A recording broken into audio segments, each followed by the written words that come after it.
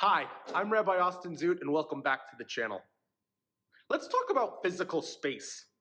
It's something we haven't had a lot of chance to talk about during the pandemic because it was one of the things that was most impacted by our inability to gather.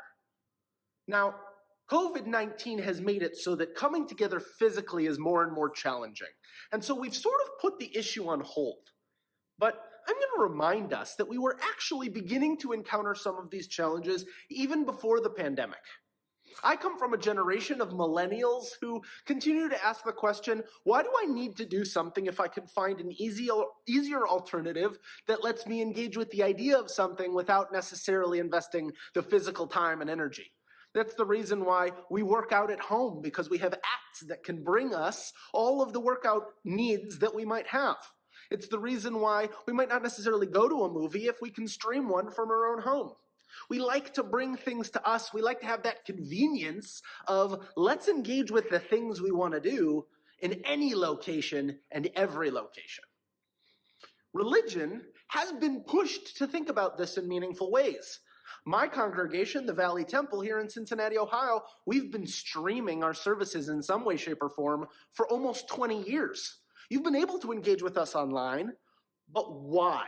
What is the reason we stream online? Is it to replace our own experience in person? Would we rather you pray with us online than we would in our pews? No, not at all. Our online option is to supplement.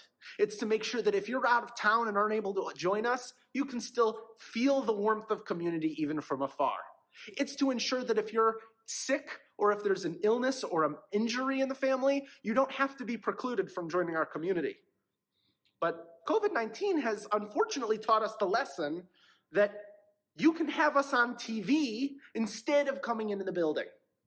And this is a double-edged sword, because on one hand, it feels like Judaism and religion and connection is closer than ever before. It feels like we're bringing Judaism into our homes. But all too often, anybody who's streamed a service knows it's very hard to create sacred space at home with your religious experience coming in from a TV or monitor screen. All of the distractions are ever more potent because your attention is being called to your phone and all the alerts that come in a way that you might not do when you're sitting in a sanctuary. You're distracted by the housework that maybe should be done, but the moment might not be right now. And so we're going to continue to look at, over the next several weeks, several months, and frankly the next several years, how religious space is going to continue to validate, we want you here with us. There's some value to coming and physically joining us in a space. Last week we read in our Torah portion that God is instructing us how to build our tabernacle, the house of God. And we read a line that resonates through history.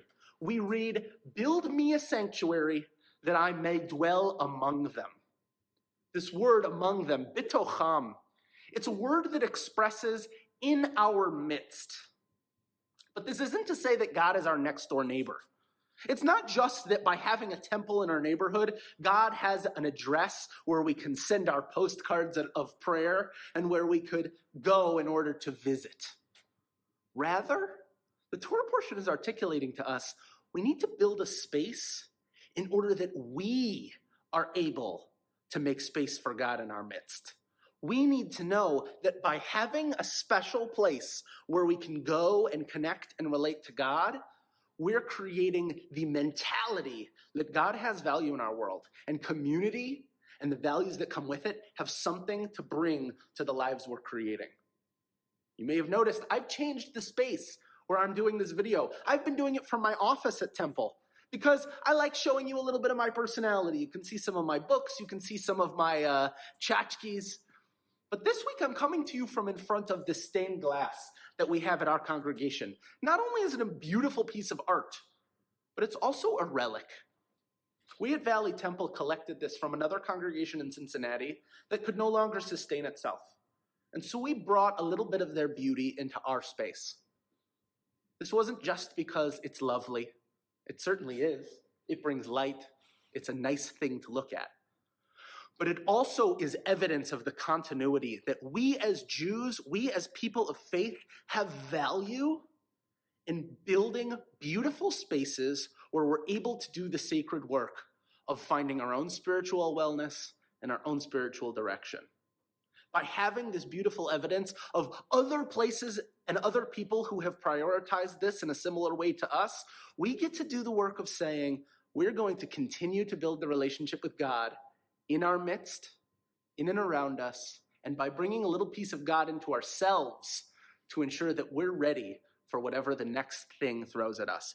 Whether it's a pandemic or any other thing that history has thrown at us, Jews have had this belief that we need something physical, some space to bring us together as a community and to ground us in our sacred task. And we're going to explore what that looks like over the next couple of weeks. Your task is to think about what Jewish space means to you. What does it mean to go to do Judaism, whether it's in a building, whether it's online, whether it's in any kind of space, indoor, outdoor, or anywhere else? Because we get the chance to build the Judaism that makes us easiest to connect with God. Thank you so much for joining us, and we'll see you next week.